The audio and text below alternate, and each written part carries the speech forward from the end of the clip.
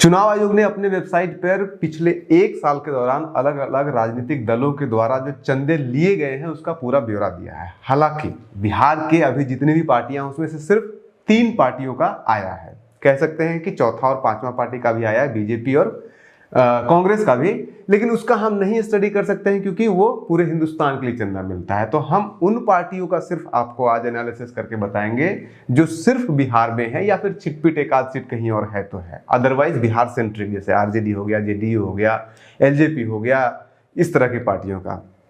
या फिर माले को भी आप कह सकते हैं, भाई बिहार छोड़ करके एक आध सीट उनका झारखंड में तो है, तो इन पार्टियों का हम लेंगे। अब सबसे बड़ी नोटिस करने वाली बात यह है कि आरजेडी ने अभी तक अपना डिटेल नहीं दिया है, सबसे पहला पॉइंट। दूसरा पॉइंट अगर आप देखिएगा तो जो 3 पार्टियों का आ चुका है, माले, लोजपा और जेडीयू, इसमें सबसे बड़ी जो नोटिस करने वाली बात है वो ये है कि नीतीश कुमार भी चंदा देते हैं अपनी पार्टी को। 1,25,000 रुपये पिछले 1 सालों के दौरान एक ही बार दिया है, साफ साफ उसमें लिखा हुआ है एक अन्य मार्ग से वो चंदा आया है 1,25,000 रुपये का। तो दूसरा सवाल उठ रहा होगा कि बाकी लोगों ने कितना दिया। भाई बाकी लोगों में नंबर 2 नंबर 3 पे जेडीयू में अभी जो ऑफिशियली कह सकते हैं वो संजय झा है, नहीं तो फिर ललन सिंह है।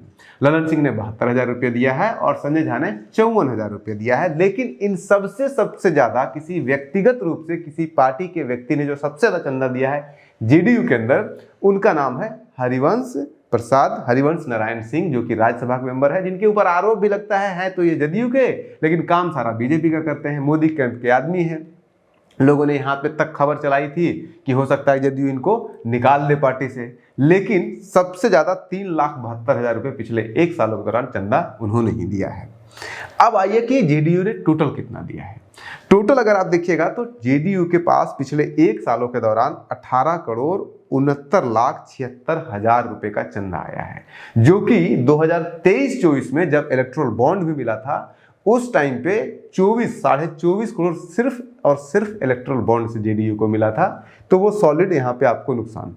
दूसरा पॉइंट ये है, इंडियन एक्सप्रेस का भी आर्टिकल आ चुका है कि जैसे ही इलेक्ट्रोल बॉन्ड के ऊपर प्रहरी लगाया गया वैसे ही ये हुआ है कि अब ट्रस्ट, इलेक्ट्रोल ट्रस्ट जिसे कहते हैं, उससे फंडिंग बढ़ गई है।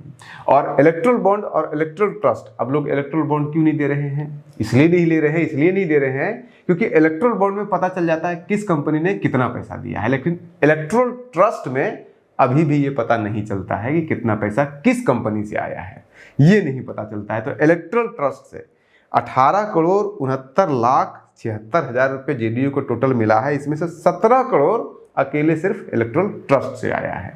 3 अलग अलग इलेक्ट्रोल कंपनीज हैं, उनसे आया है। एक से 10 करोड़ आया, एक से 5 करोड़ आया, एक से 2 करोड़, यानी कि टोटल 17 करोड़ रुपया। बाकी का बचा हुआ 1,69,76,000 रुपये में से कुछ पार्टी के लोगों ने दिया है, कुछ छोटी मोटी कंपनियां हैं उन लोगों ने दिया है। उन सबको जोड़ दीजिएगा तो 1,69,76,000 रुपये होता है। बाकी 17 करोड़ जो हो गया वो सिर्फ और सिर्फ ट्रस्ट से आया है। और उसमें पार्टी के लोग भी हैं, बहुत सारे लोगों ने दिया है। पार्टी के लोग हालांकि जो नॉर्मली है वो 72,000 नहीं तो 54,000, यही है जेडीयू का स्टैंडर्ड। इसमें से एक एक्सेप्शन है 3,72,000 का।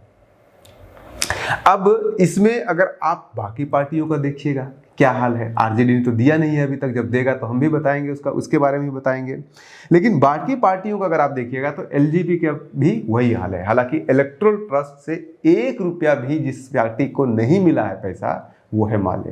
लेकिन माले का एक सबसे इंटरेस्टिंग नोट करने वाली बात है कि माले को 1 लाख रुपए का चंदा आया है अरुंधति रॉय से। और अरुंधति रॉय वही है जो God of a small thing किताब लिखे थे 97 में, उसके लिए उनको बुकर प्राइज मिला था। और उनके ऊपर अक्सर यह आरोप लगता है कि वो आतंकवादियों को सपोर्ट करते हैं, नक्सलियों को सपोर्ट करते हैं, वो अलगाववादियों को सपोर्ट करते हैं, सबको अफजल गुरु और ये सब गैंग का उनको लोग बांधता है, नक्सल, अर्बन नक्सल, ये सब चीज़ कहते हैं। तो उन्होंने 1 लाख रुपया किया है, ये नोटिसेबल है उनके उसमें। बाकी अगर आप देखिएगा तो जितने लाइमलाइट में हैं, इंपॉर्टेंट एक और भी है, झारखंड के एक विधायक हैं, उनकी अच्छी खासी कंपनी है, उस कंपनी से ढेर सारा इनके पास आया है जो कि बगोदर में है। गोपाल रविदास, ये लगभग आपको 3,60,000 रुपये इन्होंने दिया है। उसके अलावा प्राइवेट कंपनी से, जो बगोदर वाला कंपनी है, वो पूर्व एमएलए रह चुके हैं, उनके कंपनी से सिर्फ 4,71,000 रुपये आया है, प्लस 3 लाख रुपए उन्होंने पर्सनली कंट्रीब्यूट किया है। तो 7 लाख, 7.5 लाख, 8 लाख, पौने 8 लाख रुपए उन्होंने कंट्रीब्यूट किया है। बाकी अगर आप देखिएगा तो माले में एक डिसिप्लिन दिखेगा। सभी विधायक जितने भी हैं या सांसद हैं, सबका बटा हुआ है। 30,000 रुपये महीना देना है।